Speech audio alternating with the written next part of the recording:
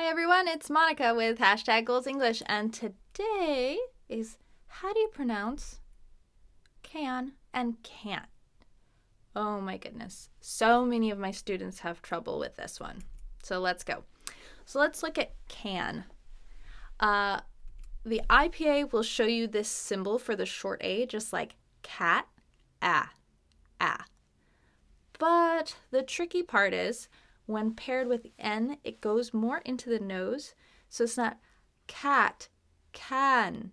That sounds weird, right? It gets a little more sounding. Almost like it blends a little bit with a short E. Can, an, It kind of comes up here. Can, not can, right? Can.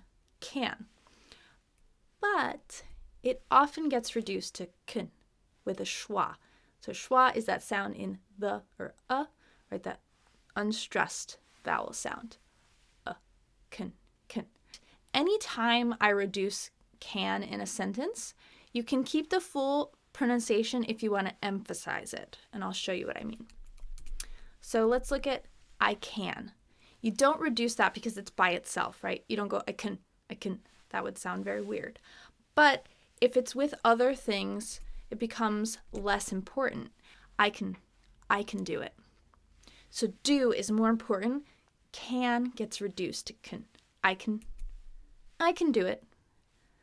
If you want to emphasize it, then fully pronounce it. I can do it, right? Like you're trying to prove it. I can do it. I can do it.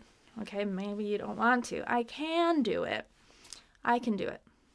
Pretty normal, straightforward pronunciation would be I can do it. I can do it. Don't worry. I can do it. Can't. So it has that K sound, k, and that nasally short A, and. When you do can, affirmative, I can, that N is the ending, right? Here it ends with a stop T, which is very, very similar. The stop T can be tough, right? So stop T is when you go to make the T sound, tongue hits the top where you would make the T, but you don't fully t, right? It's at the end of a word like bat, cat, mat, right? Not cat, right? Cat. So when we have this with can't, the N goes into the stop T. So if we compare I can versus I can't. I can't. Can, can't. This is tough. And if you can't get it, then just say cannot, right? It takes a little longer. It's not as natural. But if there's a situation where there's going to be confusion and someone doesn't know, can you come to the party? I can't.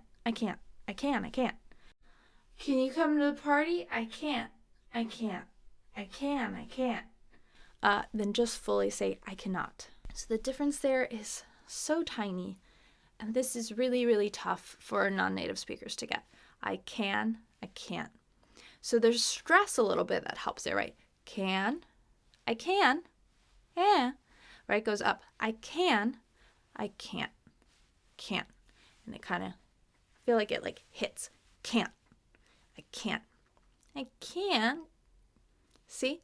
I did the stress for can, but tried to say can't and I couldn't do it. So a lot of this is down to that intonation or stress, right? I can. I can. Versus can't. I can't. I can't do it. I can't go to the party. I can go to the party. I can't go to the party. I can go to the party. You get the point. So let's practice some with can. Some can be reduced and some can be fully pronounced. You can say that again. So you're agreeing with someone, they say something, and you really agree, you can say that again. Normally you wouldn't emphasize can and fully pronounce it here. You can say that again. It's really weird. When can we meet up? When can we meet up? Right? If someone's been maybe telling you no a lot, you can say, when can we meet up? Like, not Monday, not Friday, not Saturday. Okay, when can we meet up? Stressing can. When can we meet up? Can you finish on time? Can you finish on time? I put a star here because I meant to only emphasize this one. Can you finish on time? So that would be, that version might be a little bit condescending.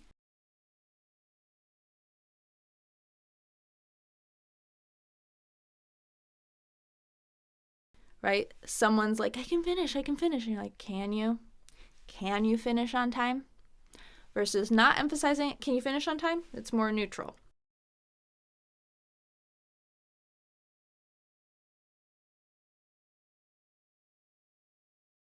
Can you finish on time? Can you do it? Is it going to be okay? Can you? Can you finish on time? Condescending. Yes, of course I can. So again here, can is at the end. There's not another verb after it, so you don't want to reduce it here. You won't say, of course it can. That just sounds weird. Yes, of course I can. And you can even drag it out a little bit. Yes, of course I can. I can. Yeah, I can. She can do anything.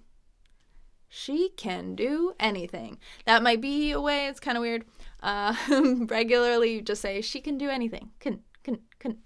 Very quick. There's almost no movement of my jaw. It's just can.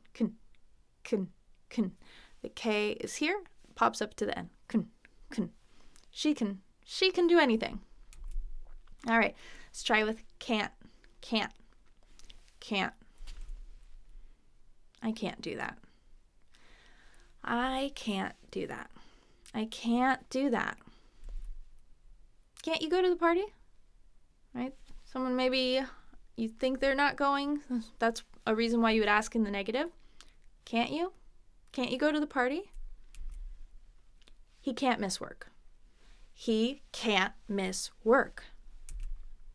They can't hear you. They can't hear you. Can't we do this later? Right? This is another one where maybe you're kind of annoyed with someone. They're bugging you.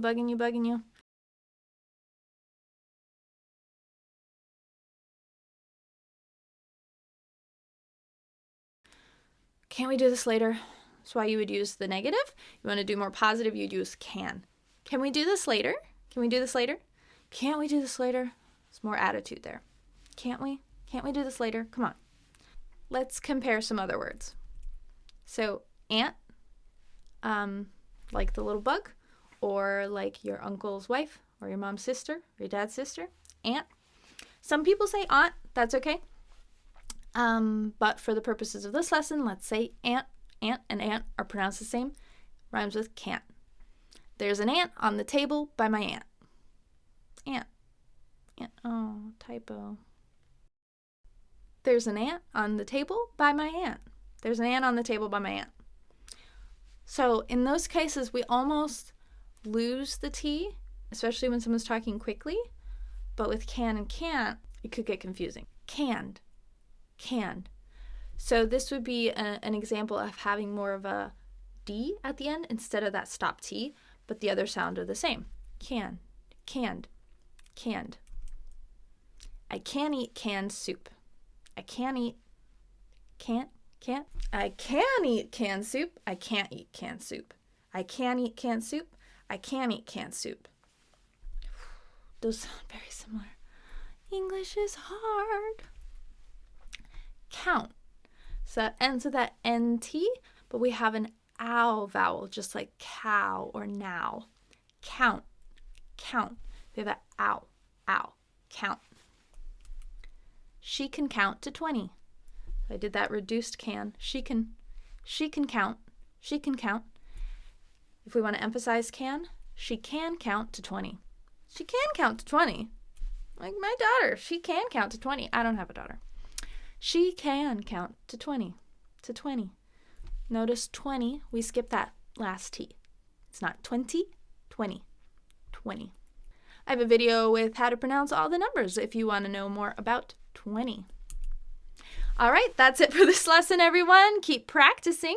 If you have questions, comments, concerns, leave them below. Subscribe to my channel to get more videos like this. And if you'd like to know more about all of the sounds of American English, download a free cheat sheet to get a chart of all the sounds of American English on an easy-to-use printable chart so you can use when you're studying it. You can use while you study.